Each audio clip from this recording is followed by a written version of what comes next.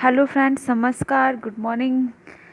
कैसे हैं आप सभी दोस्तों। इस वीडियो में मैं 4 जून के करंट अफेयर को डिस्कस करने जा रही हूं और मैं बहुत ही सेवरल हर प्रकार के स्रोतों से इस करंट अफेयर को तैयार करती हूं, जिसमें the Hindu, Indian express, PIB, business standard, financial express, RSTV, economic, public weekly, down to earth magazine, important government sites और भी बहुत सारी चीज़ें जहाँ से भी मिलता है वहाँ से मैं इस करंट अफेयर्स को तैयार करती हूँ, जो कि सभी प्रतियोगी परीक्षाओं के लिए, कॉम्पिटिटिव एग्ज़ाम के लिए इम्पॉर्टेंट है, जिसमें UPSC civil service, state civil service, UP triple SC and other one day examination like banking, SSC, SI etcetera.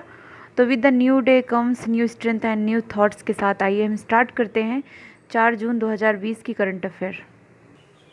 Friends, 4 जून 2020 को, हालांकि ये हर वर्ष मनाया जाता है, international day of innocent children victim of aggression.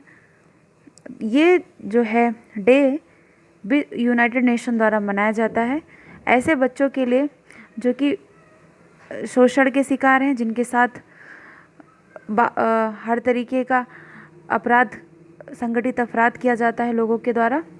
और ऐसे बच्चों के लिए यूनाइटेड नेशन ने ये डे ऑब्जर्व किया है। इस दिन ऐसे बच्चों को ऐसे माहौल प्रदान करने के लिए नीतियाँ बनाई जाती हैं और उनके लिए विभिन्न सरकारों को दिशा निर्देश प्रदान किए जाते हैं, ताकि बच्चों का जो है भविष्य सुरक्षित रहे और उन्हें शोषण से बचाया जा सके। अगला है बासु चटर्जी। ये एक फिल्म निर्माता रहे हैं। इनका और टीवी और फिल्मों में इन्होंने काम किया है, प्रोड्यूसर, निर्माता। इनका निधन हो गया है। ये एक फिल्मकार रहे हैं और confederation of Indian industry CIA के नए अध्यक्ष जो हैं उदय कोटक को बनाया गया है। अगला है बाफ्टा के नए अध्यक्ष कौन बने हैं, तो एक कृष्णेंद्र मजूमदार को बनाया गया है। एमी अवार्ड जो होता है उसे टेलीविज़न में जीत चुके हैं। अगला है नेक्स्ट टॉपिक, जिलोमोल मैरियट। ये भारतीय महिला हैं जिन्होंने बिना हाथों के कार चलाने का रिकॉर्ड बनाया है। ये एशिया की प्रथम महिला है। हाल ही में 3 मंत्रालयों ने, कौशल विकास मंत्रालय, उड्डयन मंत्रालय, सिविल एविएशन जिसे कहता है, और फॉरेन मिनिस्ट्री, विदेश मंत्रालय ने एक स्कीम शुरू की है, स्वदेश, जिसका शॉर्ट फॉर्म है स्वदेश योजना। ये जो वंदे भारत मिशन है, जिसके थ्रू विदेशों में जो प्रवासी भारतीय हैं उनको भारत लाया जा रहा है। कोरोना बीमारी के संदर्भ में, जो कोरोना महामारी है, इसके संदर्भ में भारत से जो प्रवासी भारतीय विदेशों में काम कर रहे हैं उनको लाने के लिए वंदे भारत मिशन चलाया जा रहा है। और वो जो प्रवासी भारतीय आएंगे उन्हें किस तरीके से भारत में रोजगार दिया जाए, उनका कैसे भारत में उपयोग किया जाए, उसके लिए स्वदेश योजना शुरू की गई। 3 मिनिस्ट्री इसमें शामिल है। नेक्स्ट है स्पीक मैके। दोस्तों, इसका फुल फॉर्म है भारतीय शास्त्रीय संगीत और संस्कृति संवर्धन के लिए समाज युवा। और ये एक गैर सरकारी संगठन है, स्वैच्छिक आंदोलन है, जिसे भारत में जो अमूर्त विरासत है उसको बढ़ावा देने के लिए। और इसे 1977 में आईआईटी दिल्ली में किरण सेठ द्वारा स्थापित किया गया था। हाल ही में इसका अंतर्राष्ट्रीय सम्मेलन हुआ है, जिसे भारतीय प्रधानमंत्री द्वारा संबोधित किया गया है, इसलिए काफ़ी महत्वपूर्ण हो गया है स्पीक मैके। रिसेंटली फ्रेंड्स, भारत सरकार ने इलेक्ट्रॉनिक उत्पादन और इनको बढ़ाने के लिए उस योजना शुरू की। 3 योजनाएं शुरू की गई हैं, जिसमें एक है उत्पादन लिंक्ड प्रोत्साहन योजना, जिसमें मोबाइल फ़ोन का निर्माण किया जाए, उपकरणों पर लक्षित है, और प्रारंभ में 5 वैश्विक, 5 स्थानीय कंपनियों को मदद किया जाएगा इसमें। और अगली है इलेक्ट्रॉनिक कंपोनेंट और सेमीकंडक्टर विनिर्माण प्रोत्साहन योजना। और थर्ड है इलेक्ट्रॉनिक मैन्युफैक्चरिंग क्लस्टर EMC 2.0 योजना, जो कि पहले से थी, उसका नया रूपांतरित रूप अब सरकार ने घोषित किया। इन सब योजनाओं के तहत सरकार जो है अधोसंरचना प्रदान करेगी, कुछ वित्तीय सहायता प्रदान करेगी, और लक्ष्य है भारत के द्वारा निर्मित उद्योग, जो मोबाइल इंडस्ट्री है, जो इलेक्ट्रॉनिक कंपोनेंट्स है, उसका बढ़ावा देना, ताकि अन्य देशों से जो उत्पादित सामान भारत में आयात किया जाए उसको कम किया जा सके। जैसे कि आप जानते हैं, भारत जो है इलेक्ट्रॉनिक और मैन्युफैक्चरिंग और मोबाइल में सबसे बड़ा बाजार बनता जा रहा है। इसको देखते हुए भारत सरकार ने 3 योजनाएं बैक टू बैक स्टार्ट किया है एक ही साथ। नेक्स्ट है राष्ट्रीय संकट प्रबंधन समिति NCMC। इसे भारत सरकार द्वारा स्थापित किया गया और इसके अध्यक्ष कैबिनेट सचिव होंगे। तो ये किसी मंत्रालय के तहत नहीं है अभी तक, और इसे जैसे कोरोना महामारी भी आई, तो ऐसी आपदाओं से, वो किसी भी प्रकार की आपदा हो, उसके लिए आपदा प्रतिक्रिया की कमान, नियंत्रण और समन्वय के लिए, कमांड करने के लिए, कोऑर्डिनेशन के लिए और कंट्रोल के लिए जो है राष्ट्रीय संकट प्रबंधन समिति, national committee on management of crisis के लिए, जब सेकेंड ARC ने भी संकट प्रबंधन पर एक अपनी रिपोर्ट प्रस्तुत की है, तो उसी संकट प्रबंधन के संदर्भ में राष्ट्रीय संकट प्रबंधन समिति के गठन किया गया है हाल ही में। और इसका एक प्रमुख कार्य ये भी होगा कि जो संकट प्रबंधन समूह है उसको दिशा निर्देशित करे।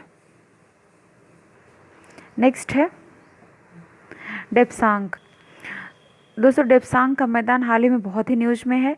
ये कश्मीर है ये, और ये लद्दाख का एरिया जो है, यहाँ पर LAC है, जो कि मैंने एक लेक्चर में आपको पहले वीडियो में बताया करंट अफेयर में।